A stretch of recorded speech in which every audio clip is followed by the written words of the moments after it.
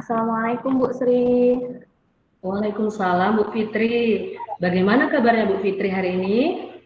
Alhamdulillah sehat Bu. Alhamdulillah. Ada apa nih Bu Fitri? Jadi begini loh Bu Sri. Sebelumnya Ibu punya waktu luang nggak nih Bu? Oh iya, kebetulan hari ini tidak banyak pekerjaan yang harus saya kerjakan Bu Fitri. Jadi saya punya banyak waktu luang. Nah, kira-kira apa nih yang bisa saya bantu untuk Bu Fitri? Ya, jadi begini loh Bu. Saya perlu seseorang Bu untuk mendengarkan keluh kesah saya dan saya perlu seseorang untuk mendengarkan curhatan saya seperti itu Bu. Oh seperti itu ya Bu. Wah, saya senang sekali kalau Bu Fitri mau berbagi masalah atau keluh kesah Ibu kepada saya. Nah, kira-kira apa yang Ibu Fitri inginkan dari pembicaraan yang akan kita lakukan nantinya? Sebenarnya saya ingin mendapatkan pemecahan dari masalah yang saya hadapi saat ini Bu.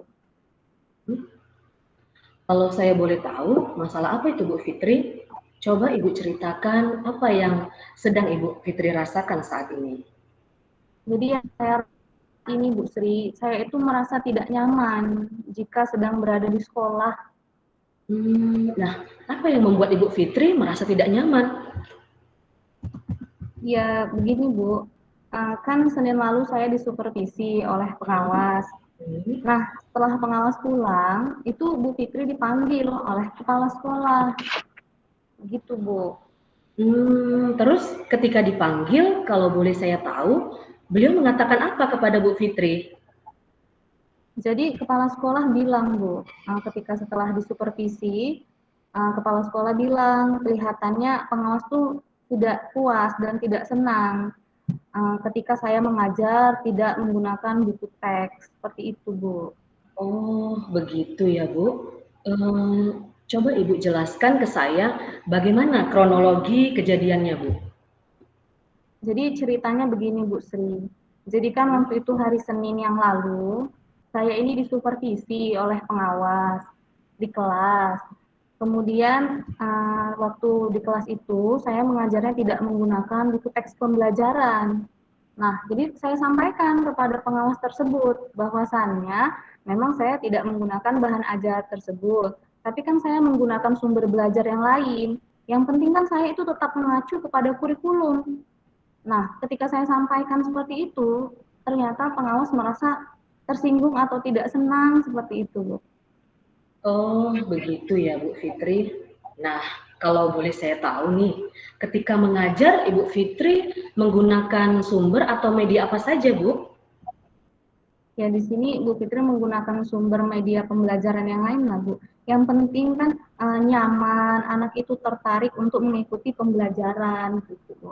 Dan Bu Fitri juga Hmm, biasanya itu buat PowerPoint seperti itu, Bu, sehingga menarik anak untuk ikut dalam pembelajaran.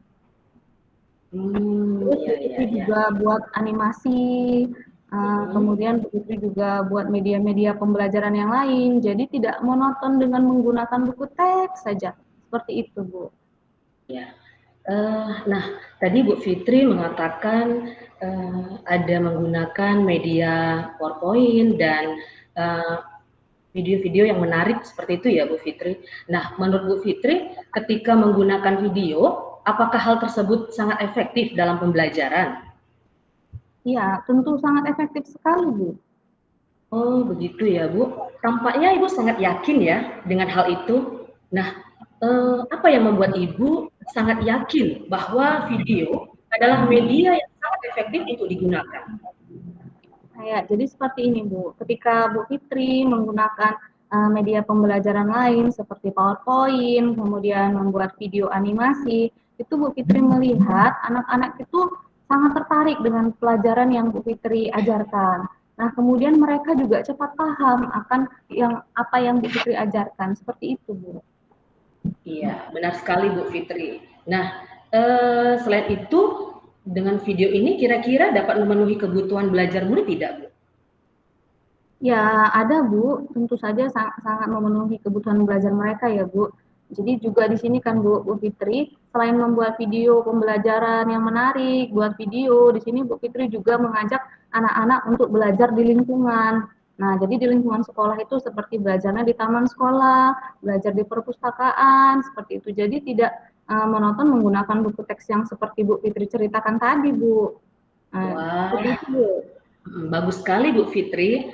Jadi bisa interaksi langsung dengan lingkungan seperti itu ya Bu. Jadi anak-anak tentunya tidak bosan karena mereka berada di luar kelas gitu ya. Luar biasa Bu Fitri. Eh, Bagus ya Bu Fitri. Nah, kira-kira selain media PPT atau video serta pengamatan lingkungan, ada nggak media lain yang Ibu gunakan? Ya itu tadi Bu Fitri mengajak mereka keluar untuk mengamati lingkungan. Karena kan Bu Sri, dengan mereka mengamati lingkungan itu, mereka jadi tahu dan mereka mendapatkan pengalaman langsung, nah, yang bisa langsung diterapkan di kehidupannya. Jadi mereka itu cepat memahami pembelajaran dan juga Bu Fitri perhatikan mereka sangat senang dalam mengikuti pembelajaran yang Bu Fitri ajarkan, begitu Bu. Wah, bagus sekali Bu Fitri. Namun menurut pengawas sekolah, Bu Fitri masih dianggap belum baik karena tidak menggunakan buku teks. Bukan Nah, begitu Bu Fitri? iya, benar sekali Bu. Itulah yang membuat Bu Fitri sangat sedih sekali. Kenapa seperti itu? Iya, saya memahami apa yang Ibu rasakan saat ini. Nah, selama ini apa yang sudah Ibu Fitri lakukan sebelum membuat PPT, video animasi, serta pembelajaran lainnya? Ya, jadi Bu, sebelum Bu Fitri membuat bahan ajar itu, kan Bu Fitri sudah membaca bukunya terlebih dahulu ya Bu. Nah, Bu Fitri juga cari referensi dari buku-buku yang lain, kemudian Bu Fitri ke perpustakaan sambil searching di internet untuk menyiapkan materi. Jadi sebenarnya itu sudah dipersiapkan dari bahan ajar itu sendiri sih Bu. Bagus Bu. Nah, setelah Ibu Fitri membaca buku, kemudian mencari sumber-sumber lain, kira-kira setelah itu ada hal lain lagi nggak yang Ibu lakukan? Iya, setelah mencari sumber lain, Bu, biasanya Bu Fitri itu merangkum bahan bacaan tadi menjadi sebuah file dan filenya itu Bu Fitri simpan di dalam laptop, Bu. Nah, kira-kira berapa banyak Bu Fitri merangkum materi itu? Ya, sudah banyak sih, Bu. Hampir di setiap materi Bu Fitri punya rangkumannya, Bu. Nah, kalau boleh saya simpulkan, Bu, sebenarnya Ibu Fitri juga sudah menggunakan buku, kan? Bukan begitu, Bu Fitri? Iya, benar, Bu. Ya kan? Nah, jadi eh, kira-kira ada nggak hal lain yang mungkin menurut Ibu menjadi hambatan Ibu dalam penggunaan buku teks? Ya, itulah dia, Bu. Mungkin karena Bu Fitri tidak punya bukti fisik ya, Bu, sehingga kan tadi Bu Fitri bilang bahan materi ajarnya itu Bu Fitri letakkan di dalam laptop. Mungkin karena tidak ada bukti nyata, Bu Fitri menggunakan modul itu, makanya pengawas tuh jadi sedikit merasa tidak senang melihat Bu Fitri seperti itu. Apa bagaimana ya, Bu ya? Iya. Nah, kira-kira nih, apa rencana yang akan Ibu lakukan mengenai hal tersebut? Hmm, saya pikir saya akan merangkum materi saya yang tadi itu, Bu. Kemudian nanti saya kumpulkan dan saya jadikan satu dan saya buat menjadi modul. Gitu, Bu. Benar sekali Bu Fitri. Itu langkah yang bagus Bu. Nah, kira-kira ada hal lain lagi nggak yang Ibu Fitri lakukan terhadap rangkuman tersebut hingga menjadi suatu modul Bu? Ya, nanti Bu Fitri coba mau menambahkan ini, Bu. Menambahkan kata kunci pada setiap modul. Jadi anak-anak juga membacanya cepat mendapatkan apa yang mereka inginkan. Seperti itu, Bu.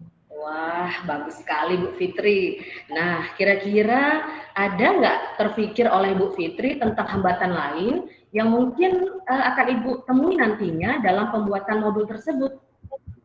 Iya, jadi ini yang Bu Fitri pikirkan juga, Bu. Kalau Bu Fitri buat modul pembelajaran, nah itu kan ada desain grafis seperti itu ya Bu, covernya nanti bagaimana, modulnya itu seperti apa. Itu kan Bu Fitri kurang mahir tuh Bu dalam membuatnya. Nah itu yang jadi masalah Bu sama Bu Fitri. Iya, begitu ya Bu. Nah, kira-kira siapa nih Bu yang dapat membantu Bu Fitri dalam membuat modul atau bahan ajar tersebut menjadi lebih menarik Bu? Bu Fitri rasa nanti Bu Fitri akan meminta bantuan Pak Amir kayaknya nih Bu.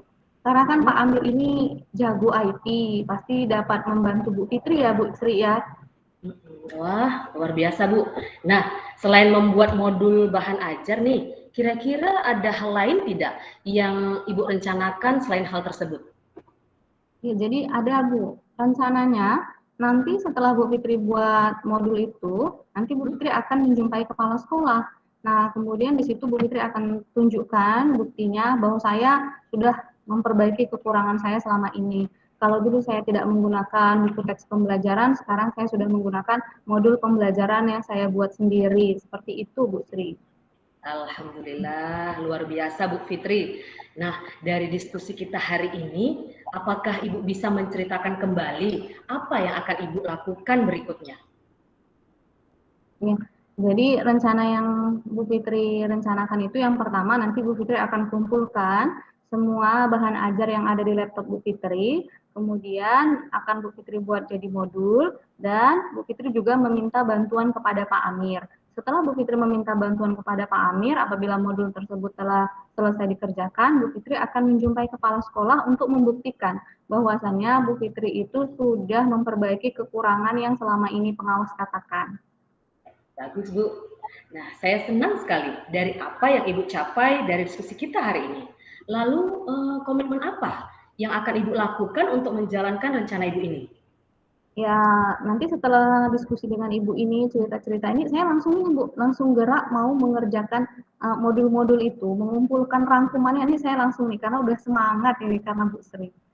Iya, kira-kira siapa nih Bu yang dapat membantu Ibu untuk menjalankan komitmen Ibu? Ya, yang pertama itu saya minta bantuan dari Bu Sri ya, untuk Nah, memotivasi saya. Kemudian saya juga nanti minta bantuan Pak Amir. Nanti saya setelah ini akan jumpai Pak Amir untuk membantu saya mendesain modul yang akan saya buat ini, Bu. seperti itu. Bagus Bu. Ini ide yang bagus sekali. Nah, saya yakin Ibu pasti bisa melakukannya. Nah, saya sangat senang sekali melihat motivasi Ibu dalam mencapai tujuan-tujuan yang Ibu rencanakan. Saat ini, jika dibandingkan dengan ketika Bu Fitri datang menemui saya pada pertama kalinya, pada skala 0 sampai 100, di mana 100 adalah Ibu Fitri sangat yakin dan merasa lega serta tercapai semua tujuan yang Ibu rencanakan. Dan 0 berarti Ibu Fitri sama sekali tidak yakin dan merasa gelisah serta tidak ada usaha apapun. Nah, kalau boleh saya tahu nih Bu Fitri, di mana kira-kira posisi Ibu Fitri pada skala tersebut? Bu Fitri pikir ini udah di 80 nih, Bu. 80 ya Bu. Nah baiklah, 20 poin lagi sebelum mencapai 100 itu sama sekali tidak buruk ya Bu, bahkan mendekati sempurna. Nah kalau boleh tahu saya nih, apa sih yang mendorong Ibu untuk memilih poin 80? Ya, karena kan Bu Fitri saat ini udah merasa lega gitu, Bu. Sudah menceritakan keluh kesah yang Bu Fitri hadapi tentang pengawas, tentang kepala sekolah. Jadi apa yang ada di hati Bu Fitri itu sudah tercurahkan gitu, Bu. Jadi sudah lepas semua beban yang Bu Fitri rasakan selama ini. Yang biasanya nggak nyaman kalau datang ke sekolah itu males karena kepikiran terus gitu, Bu. Jadi setelah bercerita dengan Bu Sri ini kayaknya lega banget gitu, Bu. Oke, bagus sekali Bu Fitri. Saya merasa senang sekali bahwa Ibu Fitri sudah merasa lega dan yakin ya dalam menjalankan usaha-usaha untuk mencapai tujuan dari apa yang telah direncanakan. Nah, kira-kira sampai di sini ada hal-hal yang lain yang ingin Ibu sampaikan kira-kira? Bu Fitri rasa tidak ada lagi Bu, karena sudah lega itu tadi, jadi pengen cepet-cepet ngerjain modulnya Bu, biar cepet selesai. Oh, seperti itu ya.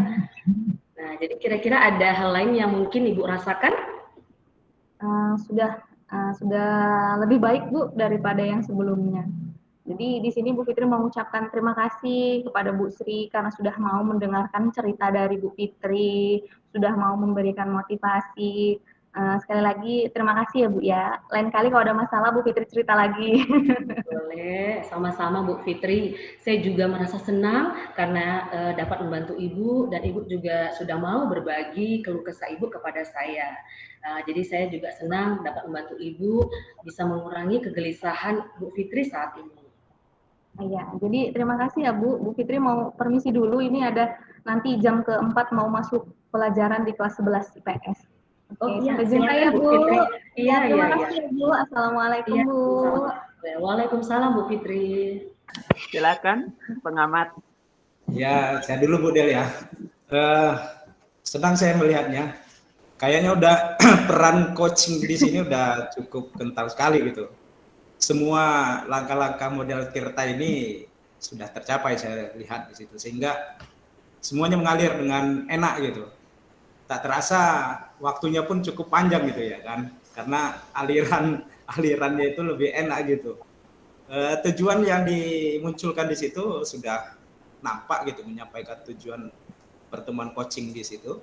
Kemudian dalam hal identifikasi permasalahan yang ada, saya lihat udah cukup baik ya, sudah muncul.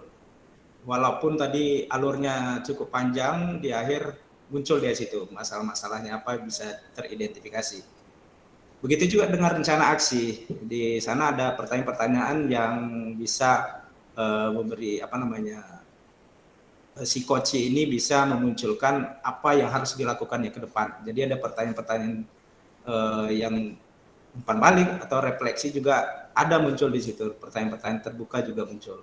Kemudian diakhiri dengan tanggung jawab. Tanggung jawabnya saya lihat coach ini udah semangat sekali gitu ya kan untuk menjalankan komitmen dia gitu dengan coach yang memberikan arahan-arahan atau bimbingan itu cukup luar biasa gitu.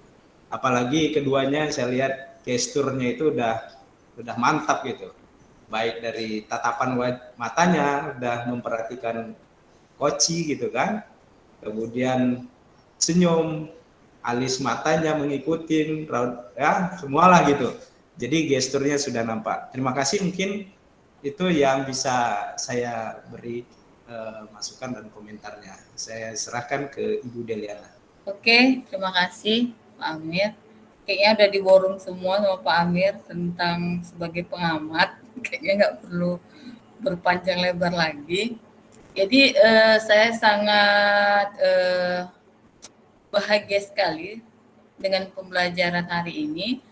Mungkin kalau kita dalam kesehariannya mungkin kita masih ragu untuk menerapkannya, tapi dengan langkah-langkah dalam model Tirta ini mudah-mudahan dapat kita laksanakan baik dengan siswa maupun dengan rekan kerja kita.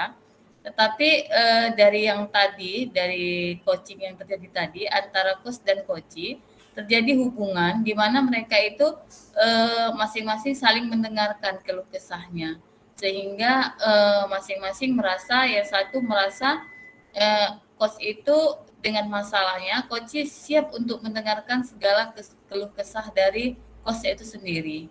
Jadi itu menurut saya, dari mimik wajahnya itu udah luar biasa, dua-duanya saling menghayati. Sepertinya ini bukan dalam keadaan coaching yang kita lakukan, mungkin dalam kenyataan sebenarnya seperti ini kali ya. Mungkin banyak pengalaman-pengalaman yang waktu dibuat kayaknya udah biasa aja gitu kalau saya lihat ya. Udah biasa aja sih ini dilakukan ya. Jadi dari model Tirta tadi tujuannya sudah jelas ya, sudah jelas dari masing-masing kegiatannya. Lalu untuk identitasnya juga mungkin coach-nya itu menceritakan apa sih keluh kesahnya ya. Sementara coach-nya juga menanggapi seperti apa sih Bu sebenarnya, seperti itu. Lalu coach-nya sendiri juga udah mampu untuk merencanakan aksi apa yang dibuat untuk menyelesaikan masalahnya sendiri, seperti itu. Lalu yang berikutnya tanggung jawabnya, setelah ada aksinya kira-kira kapan ini mau dilakukan, ya seperti itu. Jadi mudah-mudahan apa yang dilakukan hari ini bisa kita terapkan di dalam pembelajaran kita maupun dalam ada masalah dengan siapapun. Jadi dengan model Tirta ini mungkin saya rasa tidak hanya di sekolah, mungkin di rumah atau di mana bisa kita terapkan ya seperti itu. Karena dari model ini, langkah-langkah ini menurut saya sudah sangat menarik. Jadi kita udah terprogram apa-apa saja yang mau kita sampaikan untuk menyelesaikan suatu masalah. Saya rasa itu saja. Terima kasih Pak Rizal. Silakan tanggapannya Bu Sri sebagai coach ya, sebagai coach ya Bu Sri ya. Coach. Oh ya. Ya, terima kasih Pak Rizal. Terima kasih Bu Fitri selaku teman praktek coaching saya sebagai coaching. Terima kasih pengamat 1 dan pengamat 2. Tapi tetap apapun yang kita lakukan saat ini itu tidak lepas harus terus berlatih. Walaupun saya sendiri sebagai guru BK di masa pandemi sekarang ini kan sudah jarang tuh ya, sudah ada 2 tahun kita tidak tatap muka gitu ya. Jadi kadang-kadang memang namanya juga sudah praktik ya, kalau saya sendiri BK itu lebih ke konseling. Jadi memang sebenarnya kadang-kadang memang mau kaku juga gitu kalau kita tidak terus praktik gitu. Apalagi nanti ini saya mengenal yang namanya coaching gitu ya. Jadi coaching ini sebenarnya sedikit banyaknya hampir-hampir mirip konseling, tetapi ada beda-beda tertentunya gitu ya. Jadi walaupun ada beberapa teknik strategi ataupun prinsip-prinsipnya itu hampir sama dengan konseling, tetapi harus berbeda gitu. Jadi seperti itu Bapak Ibu, terima kasih sekali lagi, dan dari saya tetaplah apapun itu tetap harus latihan terus, apapun ceritanya tetap harus latihan supaya bisa kita lebih mahir dalam melakukan praktik coaching. Terima kasih. Assalamualaikum warahmatullahi wabarakatuh. Waalaikumsalam warahmatullahi wabarakatuh. CGP yang keempat, kembali ke kasus yang pertama ya Bapak dan Ibu. Namun saya perlu menegaskan bahwa Bapak dan Ibu, coaching adalah sebuah keterampilan. Sebuah keterampilan itu harus dilatih terus-menerus. Saya kira Bu Sri sudah, kalau tidak salah sudah 7 tahun ya jadi guru ya Bu ya? Iya, 7 tahun itu berlatih, hasilnya seperti inilah. Ya, hasilnya seperti ini. Karena 7 tahun kan tadi katanya antara coaching dengan BK atau konseling agak berbeda sedikit. Hampir sama tapi agak berbeda. Itu 7 tahun berlatih, secara tidak disadari itu berlatih. Kita selama ini jarang-jarang ya berlatih melakukan coach atau melakukan coaching ataupun melakukan konseling. Ya, itu menunjukkan bahwa memang coaching ataupun konseling itu perlu dilatih.